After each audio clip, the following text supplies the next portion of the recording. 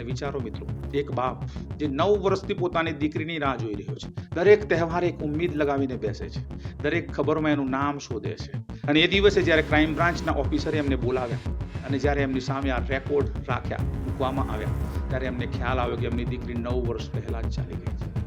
આ ગુનો છુપાવવાનો નહીં, ગુનો ભૂસી નાખવાનો તરીકો હતો. પણ એ વાત અહીંયા ઉઠે છે કે એ કઈ રીતે પકડાઈ ગયો.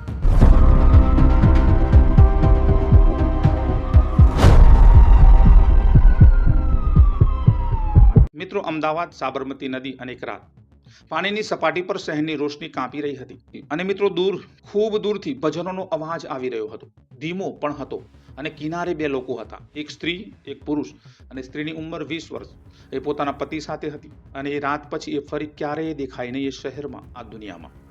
25 જૂન 2017 અમદાવાદમાં એ દિવસે રથયાત્રા હતી. જગન્નાથ મંદિર, જમાલપુર, ત્યાંથી નીકળેલો જુલુસ જે ભારતની સૌથી પ્રસિદ્ધ રથયાત્રાઓમાંની એક ગણાય છે. કાલુપુર, પ્રેમ દરવાજો, દિલ્હી ચકલા અને દરેક ગલીમાં આસ્થાનો સહેલાબ. પૂરા અમદાવાદમાં આસ્થાનો સહેલાબ. હાથી, રથ, ભજન અને લાખો શ્રદ્ધાળુઓ ભક્તિમય બનીને એક જ દિશામાં. અને એ જ દિવસે એ જ શહેરમાં એક ગુનો થયો જે 9 વર્ષ સુધી કોઈને ખબર ના પડી. એ ગુના વિશે કોઈ પણ શહેરમાં મિત્રો કોઈ પણ દિવસ લોકો ઘણા ગુમ થાય છે. કેટલાક પોતાના મરજીથી થાય છે, કેટલાક અકસ્માતમાં, અને કેટલાક કોઈના હાથે, અને કેટલાક તો પોતાના જ સાથીના હાથે થાય છે. પણ કેટલીક ગુમગીર્દીઓ એવી હોય છે જે સિસ્ટમની એક ખામોશ તિરાડમાં પડી જાય છે અને ત્યાં પડી રહે છે વર્ષો સુધી, કોઈ સવાલ વગર. આ વાર્તા એક એવી જ છે, એક તિરાડની, એક છોકરીની જે ગુમ થઈ, એક લાશની જે મળી પણ ઓળખાઈ નહીં, એક ઇન્સાનની જેને સમજ્યું કે બચી ગયો પણ બચ્યો નહીં. મિનેશ દિનેશભાઈ સોલંકી, ઉંમર એ વખતે 22 વર્ષ, વ્યવસાય દરજી, રહેનારો હાથીજન, અમદાવાદ. અને એને કોમલબેન સાથે પ્રેમ કર્યો 3 વર્ષ લાંબો સમય, અને પછી 2017ની શરૂઆતમાં બંને લગ્ન કર્યા. બહારથી જોવા જઈએ તો એક સામાન્ય વાર્તા. બંને જુવાન લોકો, પ્રેમ, લગ્ન, અને લગ્નના દ્વારની ભીતર હતું એક કંઈક જુદું જ જુઠ્ઠાણું. પોલીસની તપાસમાં પાછળથી સામે આવ્યું, લગ્નના માત્ર 4 મહિનામાં ઘરની અંદર રોજ ઝઘડા થવા લાગ્યા, નાની નાની વાતો પર, મોટા મોટા તણાવમાં. અને મિત્રો, ખરી વજહ શું હતી એ આજે પણ પૂરી રીતે સામે આવી નથી. પણ મિત્રો, સામે આવ્યું એ હતું કે મિનેશ તપાસકર્તાઓ મુજબ પોતાની પત્નીથી આઝાદ થવા માંગતો હતો. આ મિનેશ એને આઝાદીનો એક રસ્તો સૂઝ્યો. 25 જૂન 2017 રથયાત્રાનો દિવસ હતો. અમદાવાદમાં એ દિવસે લાખો શ્રદ્ધાળુઓ સડકો પર હતા. પોલીસની આખી વ્યવસ્થા એ રથયાત્રાની સલામતી સુરક્ષામાં લાગેલી હતી. સીસીટીવી કેમેરાનું ધ્યાન ભીડ પર એ રથયાત્રા પર હતું અને દરેક કોઈને ક્યાંય કોઈ ખોવાઈ ગયા હતા ભક્તિમય વાતાવરણમાં. મિનેશે એ દિવસે કોમલબેનને ફરવા જવાનો પ્રસ્તાવ મૂક્યો. કોમલબેન માની ગઈ. બંને નીકળ્યા ફરવા અને પોલીસની તપાસ મુજબ મિનેશે આખો દિવસ શહેરના અલગ અલગ વિસ્તારોમાં, અલગ અલગ ભાગોમાં ફેરવી. બજાર, ભીડ, રોશની અને તહેવારોનો ઘોંઘાટ. અને પછી રાત્રે અંતે સાબરમતી રિવરફ્રન્ટ, નદી કિનારાની એ જગ્યા જે દિવસે હજારો લોકોથી ભરેલી હોય છે, રાત પડતા જ ખાલી થવા લાગે છે ધીરે ધીરે. પાણીનો અવાજ, દૂર ક્યાંક ભજનોની ગૂંજ, અને કોમલબેન જેને કદાચ ખ્યાલ નહોતો કે આગળની પળમાં શું થવાનું છે. પોલીસ કહે છે મિનેશે વાતોમાં ઉલઝાવી રાખી અને એ જ પળમાં ઉઠાવીને નદીમાં ફેંકી દીધી કોમલબેનને. સાબરમતી નદીનું પાણી, અંધારું અને એક ચીસ જે કદાચ ભજનોના અવાજમાં ડૂબી ગઈ. બીજી સવારે મિનેશ કાલુપુર પોલીસ સ્ટેશન પહોંચે છે અને રિપોર્ટ નોંધાવે છે ગુમશુદીની. રથયાત્રાની ભીડમાં છૂટી ગઈ છે મારી પત્ની, અને પોલીસે રિપોર્ટ લખી, મિસિંગ કમ્પ્લેન નામ નોંધાયું, અને કોમલબેન સોલંકી, ઉંમર 20 વર્ષ. એ દરમિયાન અથવા તો કદાચ બીજી રાત્રે સાબરમતી નદીમાંથી એક અજ્ઞાત લાશ મળે છે. એક જુવાનની સ્ત્રી, કોઈ ઓળખ નહીં, કોઈ આઈડી નહીં, અને એ મિસિંગ કમ્પ્લેન જે કાલુપુરમાં નોંધાઈ હતી અને એ લાશ જે નદીમાંથી નીકળી, બંને વચ્ચે કોઈ કનેક્શન જોડાઈ ના શક્યું. એક તરફ એક ગુમગીર્દી, બીજી તરફ એક લાવારીશ લાશ, અને એક સિસ્ટમ જેની એક તિરાડ જેમાં બંને અલગ અલગ પડી ગઈ. લાશ સળગાવી દેવામાં આવી અને કોમલબેનનો કેસ ફાઇલોમાં દટાઈ ગયો. અહીં એક સવાલ અટકે છે મિત્રો. એક શહેરમાં એક જ રાતમાં એક છોકરી ગુમ થઈ અને લાશ મળે છે એ શહેરમાંથી, પણ કોઈએ બંનેને જોડીને જોયા જ નહીં.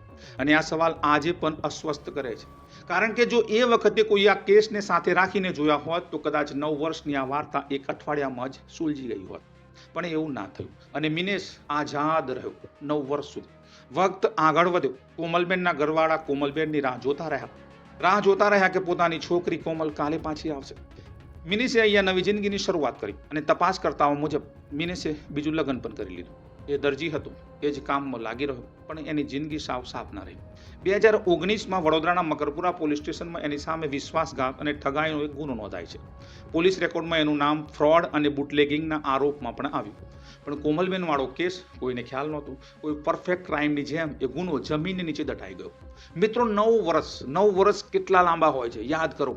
એક બાળક 9 વર્ષમાં શાળાએ જવા લાયક થઈ જાય છે.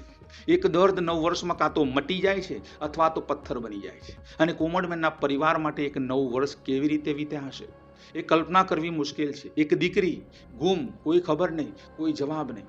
અને અહીંયા એક ઇન્સાન જે જાણતો હતો કે કોમલ ક્યાં છે, એ જાણતો હતો કે કોમલ સાથે શું થયું છે, એ બિંદાસ ફરે છે. જૂન 2026, 9 વર્ષ પછી અમદાવાદમાં ફરીથી રથયાત્રાની તૈયારીઓ થઈ રહી હતી. અને કોઈ રાત્રે કોઈ બીજે ઓરડામાં મિનેશ સોલંકી પોતાના એક મિત્ર સાથે બેઠો હતો. પોલીસ સૂત્રો મુજબ એ જ રાત્રે મિનેશ સોલંકીએ પોતાના મિત્ર સાથે કંઈક વાત શેર કરી. જાણવા મળ્યા અનુસાર મિનેશે એ રાત્રે કદાચ કોઈ નબળી પળમાં પોતાના મિત્ર સાથે એ વાત કહી દીધી જે 9 વર્ષ સુધી પોતાની છાતીમાં દબાવીને રાખ્યો હતો. એ ભાર જે કદાચ સમય સાથે વધુ ભારે થતો ગયો હતો. મિત્રે એ વાત સાંભળી અને એના હોશ ઉડી ગયા. એને ક્રાઇમ બ્રાન્ચને ટીપ આપી દીધી, અમદાવાદ ક્રાઇમ બ્રાન્ચને. અને અમદાવાદ ક્રાઇમ બ્રાન્ચને આ ટીપ મળી ત્યારે તપાસ શરૂ થઈ. અને તપાસે જે રસ્તો ખોલ્યો એ 2017 સુધી જતો હતો. ક્રાઇમ બ્રાન્ચના અધિકારીઓએ જૂની મિસિંગ કમ્પ્લેન્ટને ફંભોળવાનું શરૂ કર્યું. એ જમાનાની ફાઇલો જોઈ, નદીમાંથી મળેલી લાવારીસ લાશનું રેકોર્ડ શોધ્યો અને પછી પોલીસની તપાસ મુજબ કોમલબેનના પરિવારને બોલાવવામાં આવ્યા. જૂના રેકોર્ડ ખંગોળવામાં આવ્યા, જૂના સવાલો ફરીથી પૂછવામાં આવ્યા. અને વિચારો મિત્રો, એક બાપ જે 9 વર્ષથી પોતાની દીકરીની રાહ જોઈ રહ્યો છે, એક મા જે 9 વર્ષથી પોતાની દીકરીની રાહ જોઈ રહ્યો છે, દરેક તહેવારે એક ઉમ્મીદ લગાવીને બેસે છે, દરેક ખબરમાં એનું નામ શોધે છે. અને એ દિવસે જ્યારે ક્રાઇમ બ્રાન્ચના ઓફિસરે એમને બોલાવ્યા અને જ્યારે એમની સામે આ રેકોર્ડ મૂકવામાં આવ્યા ત્યારે એમને ખ્યાલ આવ્યો કે એમની દીકરી 9 વર્ષ પહેલાં જ ચાલી ગઈ છે. અને એ રાત્રે એ નદીમાં એક લાશ જે લાવારીસ ગણીને દફન કરી દેવામાં આવી એ કોમલની હતી. 9 વર્ષની રાહ એક જ પળમાં તૂટી ગઈ પરિવારની. અને એક ઇન્સાન જે એને ત્યાં છોડી ગયો એ 9 વર્ષથી નવી જિંદગી જીવી રહ્યો છે બિંદાસ. મિત્રો, ક્રાઇમ બ્રાન્ચે અંતે મિનેશ દિનેશભાઈ સોલંકીની ધરપકડ કરી. ઉંમર હવે એની 31 વર્ષ. પોલીસ મુજબ એને પૂછપરછમાં ગુનો કબૂલ કર્યો. એને માન્યું કે એને રથયાત્રાની ભીડનો ફાયદો ઉઠાવીને કોમલબેનને એટલે કે એમની પત્નીને નદીમાં ફેંકી દીધી. એને માન્યું કે એની ખોટી મિસિંગ કમ્પ્લેન નોંધાવી એને આગળની કાર્યવાહી માટે અંતે પોલીસે રિવરફ્રન્ટ વેસ્ટ પોલીસ સ્ટેશનને સોંપી દેવામાં આવ્યો છે. આ એક ક્ષણ માટે વિચારો મિત્રો. મિનેશે એ દિવસ પસંદ કર્યો જ્યારે આખું શહેર એક જ દિશામાં જોઈ રહ્યું હતું. આખું શહેર ભક્તિમય હતું. એને એ જગ્યા પસંદ કરી જ્યાં રાત પડે ભીડ ઓછી થઈ જાય છે. એને એવો મૂવ કર્યો. ટ્રેન્ડ ક્રિમિનલ પણ કદાચ આટલી સાવચેતી ના કરે. અને પછી બીજી સવારે પોલીસ સ્ટેશનમાં જઈને ખુદ મિસિંગ કમ્પ્લેન નોંધાવી. આ ગુનો છુપાવવાનો નહીં, ગુનો ભૂસી નાખવાનો તરીકો હતો. અને 9 વર્ષ સુધી એ ભૂસાતો જ રહ્યો. પણ મિત્રો, જે વાત અહીંયા ઉઠે છે એ નથી કે મિનેશ પકડાઈ ગયો, પણ એ વાત અહીંયા ઉઠે છે કે એ કઈ રીતે પકડાઈ ગયો. એક ટીપ એક ઇન્સાને સાંભળ્યું અને પોલીસને ટીપ આપી. 9 વર્ષ કોઈ ફોરેન્સિક બ્રેકથ્રુ નહીં, કોઈ નવી ટેકનોલોજી નહીં, કોઈ વિસલ બ્લોવર નહીં, બસ એક ક્ષણ, એક નબળી ક્ષણ અને એક કબૂલાત. આને મિત્રો સાયકોલોજીકલ ભાષામાં ગિલ્ટ ફીલનો ભાર કહે છે. કેટલાક ગુના એવા હોય છે જે ઇન્સાનની ભીતર જીવતા રહે છે, એ મરતા નથી અને દબાય છે અને દબાઈને ભારે થતા જાય છે. મિનેશે એ જ કર્યું. એને સાથે 9 વર્ષ ચાલ્યું અને એક રાત્રે એ ભાર એટલો અસહ્ય થઈ ગયો કે એના મોઢામાંથી એ સત્ય નીકળી ગયું અને એક ક્ષણે 9 વર્ષનું એ રાજ ખોલી નાખ્યું. મિત્રો, હવે એક બીજો સવાલ. કોમલબેનની લાશ મળી હતી એ જ રાત્રે એ જ નદીમાં. તો મિત્રો, એ કનેક્શન કેમ ના જોડાયું અમદાવાદ પોલીસ સ્ટેશનમાં? આ સવાલ ફક્ત મિનેશ પર નથી ઉઠતો. આ સવાલ એ સિસ્ટમ પર પણ ઉઠે છે જ્યાં એક મિસિંગ કમ્પ્લેન અને એક અનઆઇડેન્ટિફાઈ બોડી એક જ શહેરમાં એક જ અઠવાડિયામાં અલગ અલગ ફાઇલોમાં નોંધાઈ અને ભૂલાઈ જાય છે. આ પહેલી વાર નથી થયું ગુજરાતમાં. અને કદાચ જો આ જ ખામી ન હોત તો મિનેશ ક્યારેક આટલા વર્ષ સુધી આઝાદ ના રહ્યો હોત. સિસ્ટમની આ તિરાડમાં કોમલબેનના 9 વર્ષ ગયા, એ પરિવારના 9 વર્ષ ગયા, એ પરિવાર 9 વર્ષ સુધી કાગડોળે રાહ જોતો રહ્યો.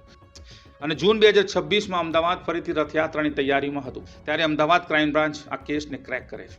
એક અજીબ સંજોગ છે. એક તહેવારની ભીડમાં કોમલબેનની જિંદગી ખત્મ થઈ અને એ જ તહેવારની મોસમમાં 9 વર્ષ પછી એ ગુનાનો પડદો ઉઠ્યો જાને વખતે એક ચક્ર પૂરું કર્યું. મિનેશ હાલ હિરાસતમાં છે. આગળની કાનૂની પ્રક્રિયા શરૂ થશે અને ચાર્જશીટ દાખલ થશે, કોર્ટમાં સુનાવણી થશે અને એ દિવસ આવશે જ્યારે એક જજ સાહેબ આ ચુકાદો સંભળાવશે. પણ કોમલબેનના પરિવાર માટે આ ચુકાદાથી જે મળશે એ જસ્ટિસ છે, જે નહીં મળે એ છે કોમલબેન. એ 20 વર્ષની છોકરી જે કોઈ તહેવારની રાત્રે કોઈ નદી કિનારે એકલી રહી ગઈ હતી. આ વાર્તા મિત્રો સાંભળવી અને સંભળાવી સહેલી નથી, કારણ કે આમાં કોઈ હીરો નથી. એક પીડિત છે, એક પરિવાર છે જે 9 વર્ષ સુધી અંધારામાં રહ્યો. એક સિસ્ટમ છે જેમાં એક તિરાડ હતી અને એ તિરાડે એક ઇન્સાનને 9 વર્ષ સુધી ઢાંકી રાખ્યો. અને એક આરોપી છે જે પકડાઈ ગયો. એ રીતે નહીં કે જેવું ફિલ્મમાં હોય છે. મિત્રો, ક્યારેક સૌથી મોટું સત્ય ખામોશ રીતે સામે આવે છે. કોઈ મોટા ઇન્વેસ્ટિગેશનથી નહીં, કોઈ મોટા નાટકીય કન્ફર્મેશનથી નહીં. બસ એક ઇન્સાન, એક રાત અને એક કબૂલાત જે 9 વર્ષનો હિસાબ માગી રહી હતી. જો આ વાર્તા મિત્રો તમારા સુધી પહોંચી છે તો એક કામ કરો, લાઈક નહીં, શેર નહીં, બસ એકવાર વિચારો. એ લોકો વિશે વિચારો જે કોઈ મિસિંગ કેસમાં છે, જેનો પરિવાર આજે પણ કોઈ ફાઇલમાં નોંધાયેલ એક નામની રાહ જોઈ રહ્યો છે.